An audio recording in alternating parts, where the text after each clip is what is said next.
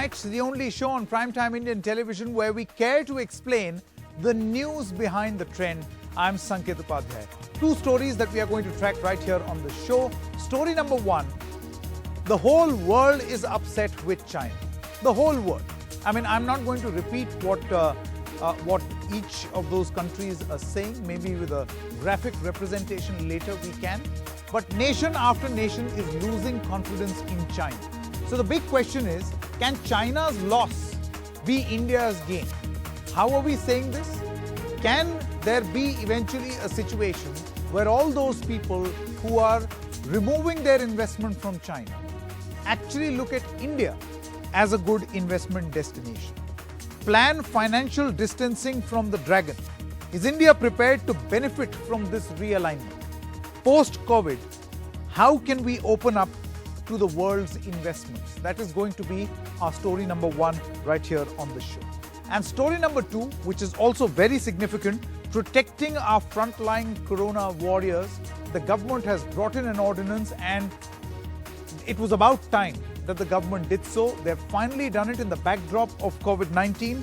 The government says that assaulting doctors will invite harsh punishment. The details you already know. Some of them we are going to share through the course of this broadcast. But there is another thing that the government needs to arm the doctors with. Protection against assault, done. Fantastic. But what about protection against faulty equipment? Bad PPE kits, bad face masks. In some cases, instead of a full gear, people are getting raincoats. These are true stories that are coming from all over the country.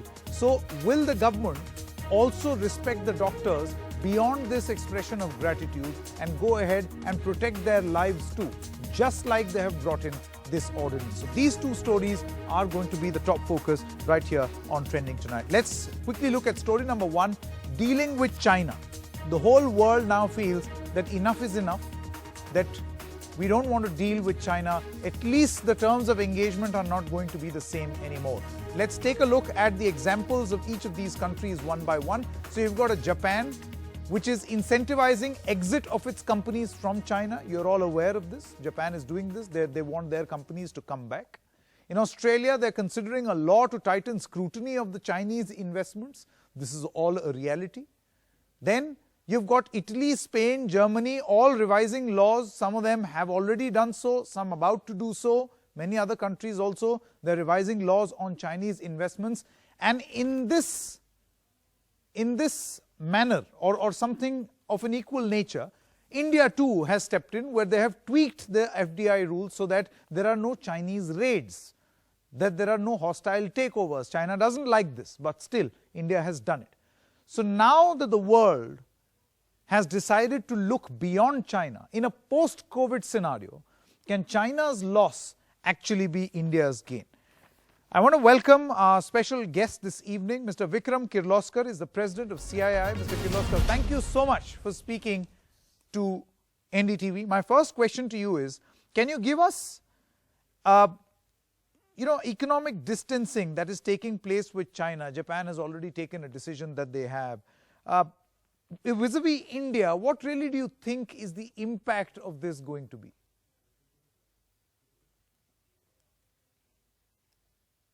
Well, I think each country is having its own risk management plans on how to make things within their country so that when such as similar things happen in the future, they can manage their own economy better. That's my main thought. I think it's a little far-fetched to say that I don't like this country or that country because of the COVID thing. I think each one is doing their own risk management to secure their own supply chains. Mr. Kirloskar, do you think that in the future that if many countries start pulling out their investment, do you think there is an opportunity for India? Why do I say this? Because obviously, if countries have decided to show this no confidence in China, could India be a beneficiary of this no confidence? Could that investment possibly come here? See, the opportunity for India, in my opinion, always existed. It is up to us to make our things competitive and high quality. Okay. And if we say just because the Chinese were there, we couldn't compete, then that's a problem. We have to be competitive first. I think we have to use this opportunity to figure out our business plans and make ourselves very competitive. Opportunities will be there so long as we are competitive. That's true. I think I kind of agree with what you're saying, Mr. Kirloskar, but then how do we make ourselves competitive? What would you suggest? Because it's an opportunity. So one is to compare the whole entire value chain in the country with what people are looking for. Okay, if you're buying, I know if I look at a car, what is my in my cost of building a car, okay, and I compare that with the cost in China, what is the difference? Where are the differences coming from?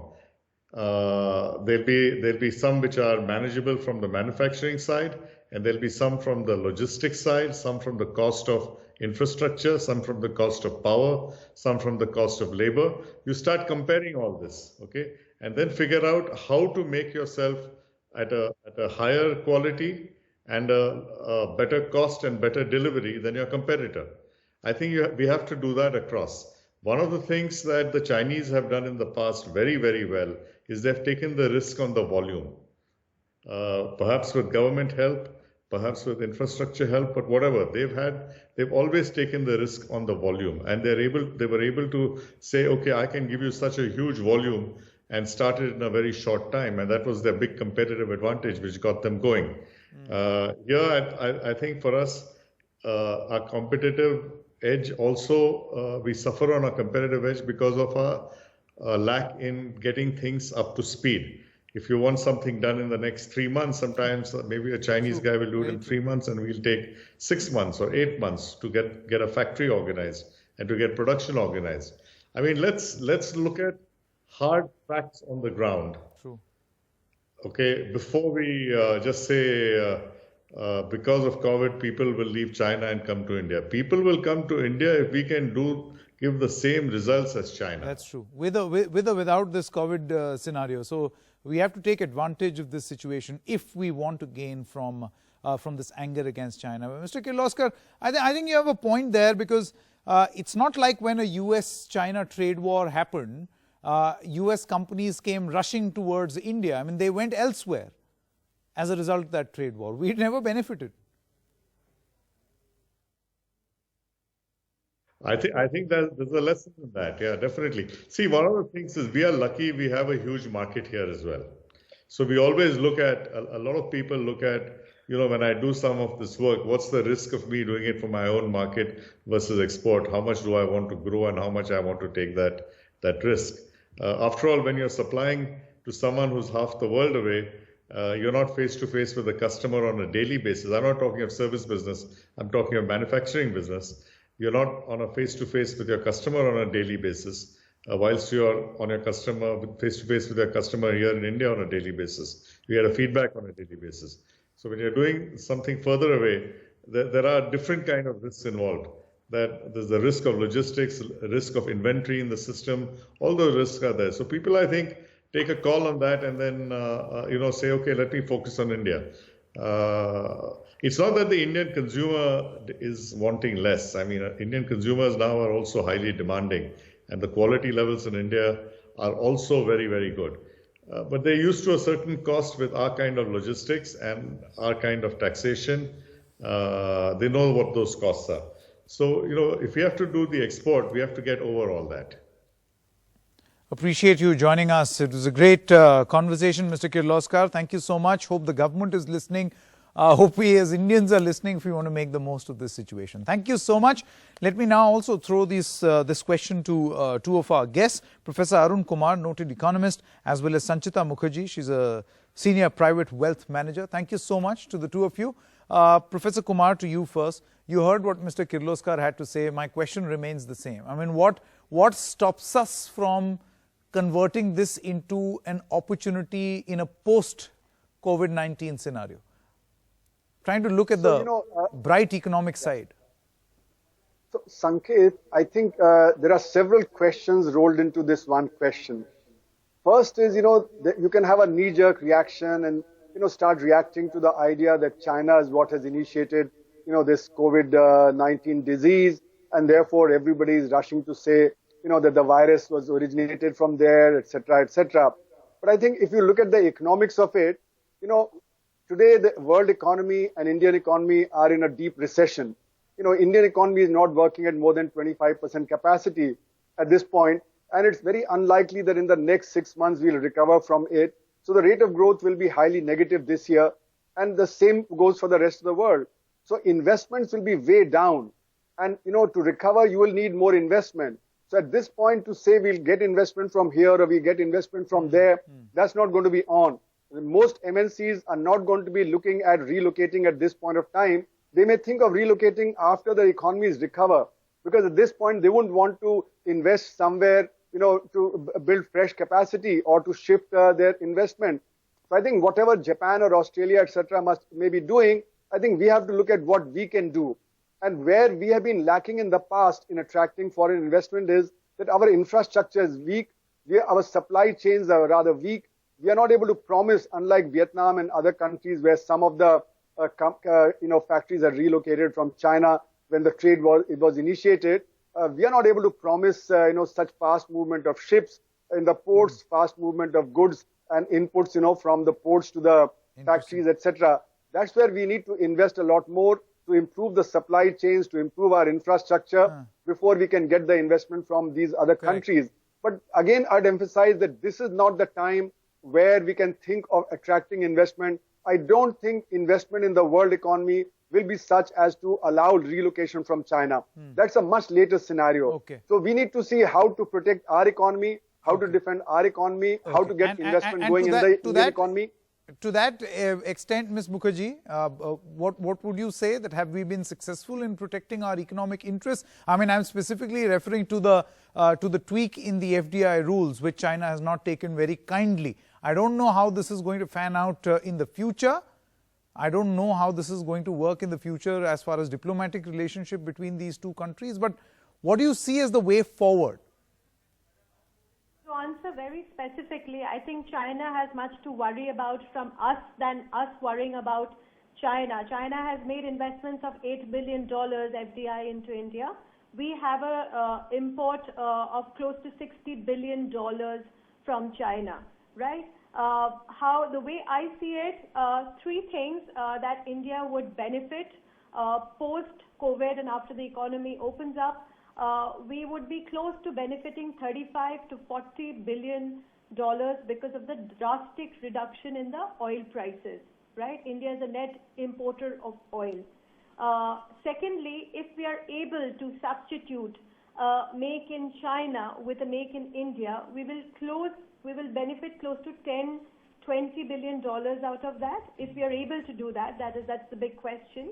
So we will land up benefiting almost $60 billion. The coronavirus damages to the economy would be upwards of close to $120 billion. So we can literally fund half of the COVID bill if through the oil prices, the reduction in the oil prices, and through reduction in the trade deficit numbers.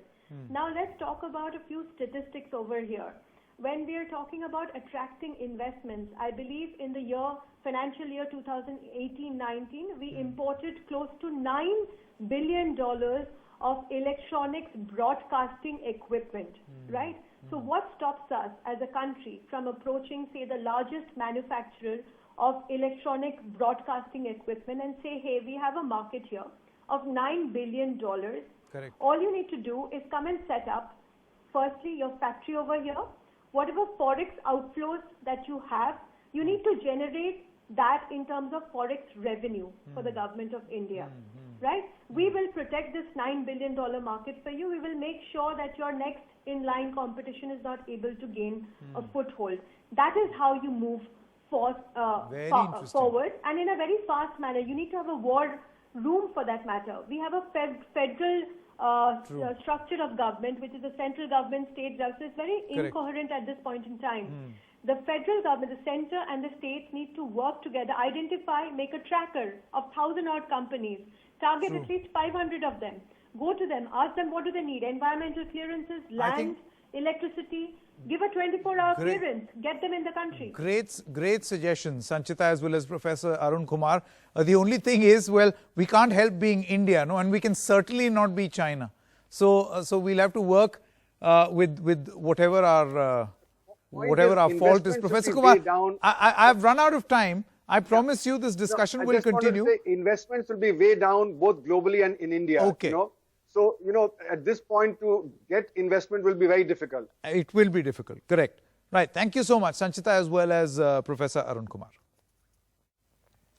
All right, story number 2 now, which is also very, very significant. Today, the government has brought in an ordinance. Let's first tell you details of what that ordinance is all about. The government says that there is zero tolerance to attacks on health workers. A new ordinance is now here to protect the health workers. They have tweaked an existing law by bringing about an ordinance.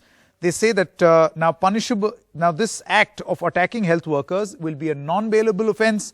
The punishment is up to 7 years of jail for attacking health workers, 50,000 to 8 lakh rupees fine for attacking health workers, and nobody will be allowed. This attack on health workers will not be allowed. That's what the government is now saying. Now, we're taking this discussion a step further. As we've been saying on NDTV, right from the time when this announcement was made, fantastic decision, was much needed.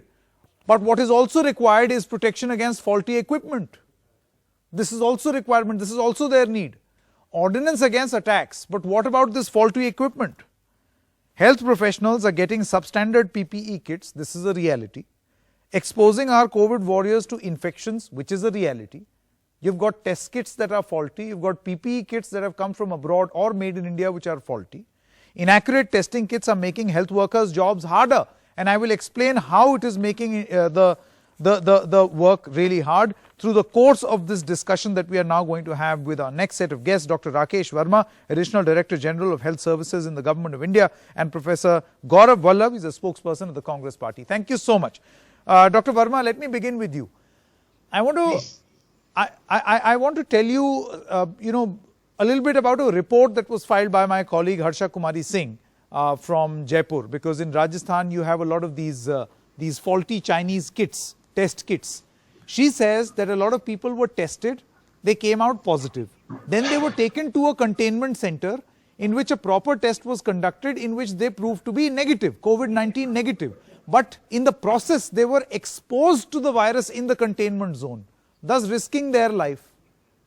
So do you see the problem is, and the same story is about PPE also, which I am pretty sure you are aware of faulty PPE kits. Sir, now coming to the first point, now the kits that are being used are not being manufactured in India. They've been imported from some other country. And as a doctors, our young doctors are not very well equipped to test this and use those kits for this purpose.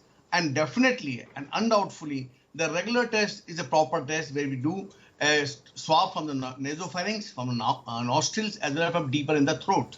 Those tests are more authentic and more reliable. However, one particular set of the kits during transportation, during storage, during delivery could have got damaged. And that's why yesterday ICMR was on the public statement that we are rechecking all these kits.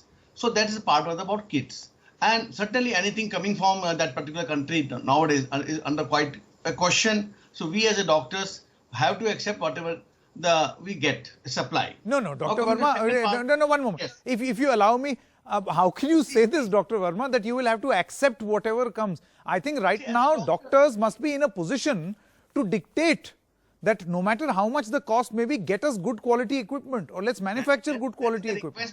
Why should you accept? All through. That is a request the doctors always make it, because they want to give their best to the patients. They expect that they will be getting the best of the equipment, best analytic kits, best of the machinery, and best of the drugs to assist the patient in the best possible way. Okay. For doctor, each and every life is very crucial, very important, very significant, and doctors devote their full time, energy, blood and sweat to save each and every patient. That's, I can assure you, on behalf of medical fraternity. Okay. And at the same time, government also is doing all its efforts to get the best. Okay. Please. Okay. Very quickly, Professor Gaurav Vallabh, you've heard the announcement. I think there can be There can be no criticism of the fact that the government has armed the doctors with this ordinance that they need to be protected. What's your position? Yeah, you are very correct, Sanket. It's a welcome move, and right now, doctors and the frontline health workers are something like envoy of God. We treat them equivalent to God, who are risking their lives to save our lives, who are risking their family's life to save our life. And you are correct, Sanket, that we had seen from the various news reports that a doctor in Gurgaon is saying that she got infected because of COVID infection because she was not having PPE kit. 4 doctors from the Hindurao hospital had resigned saying that they were not having PPE kit. 1 month, Sanket, already 1 month is over. Today, we had completed 30 days of lockdown, and still, if our doctors across the country are complaining that they are not having a minimum basic PPE kit, who is responsible? Absolutely. Somebody has to take responsibility of that. We can't run away from that. Correct. Yeah. Very quickly, Dr. Rajan Sharma, you represent the IMA, the president of the IMA. There was a symbolic protest also which the IMA decided to end. You were protesting the sort of treatment that has been meted out to doctors. We've seen those pictures also. What do you think about equipment? Yeah. What's your demand? We demand that safety of our health professionals, doctors, nurses, and all the healthcare professionals need to be protected. But also, one fact which is a hard fact was, as was the Western world, the entire world was not prepared for Corona and the PPE kits. And I was discussing with many foreign countries. And as WMA president said, Corona has caught us unawares and has proven that healthcare is an investment, not a cost-cutting procedure. Correct. And most of the Western nations and the so-called advanced countries were dependent on China for supplies. Yeah. We were into a zero production rate, but I must appreciate the efforts which have gone into, led by the government, by the industry and our free market force, that by the time the peak, if at all it comes, lockdown has helped us. I am saying this as a professional. By the time the peak comes, we will be adequately stocked with PPE kits. However, thank God. Yeah. However, now alternative PPE kits, which are the PPE kits required, are being equipped with the COVID hospitals. I can say with the doctor, but the other ones approved are now freely available for us to order, and also people are coming in that the government is offering such things. Correct. Today also in our VC with the Home Minister, besides the violence, I had brought up this issue of safety production. Oh, you did. Fantastic. Yes. Fantastic. And the issues concerning us. And the numbers shared, I am very confident that in the coming days, I cannot undo the past. True. I cannot We undo can fix the past. the future. Well said. Well said. Yes. We can fix the future. Thank you very much, Dr. Sharma, Dr. Rakesh Verma, as well as Professor Gaurav Vallabh. That's all the time we have. This is a short duration discussion. That's all the time we have in this edition of Trending Tonight. News will continue right here on NDTV. Good night and goodbye.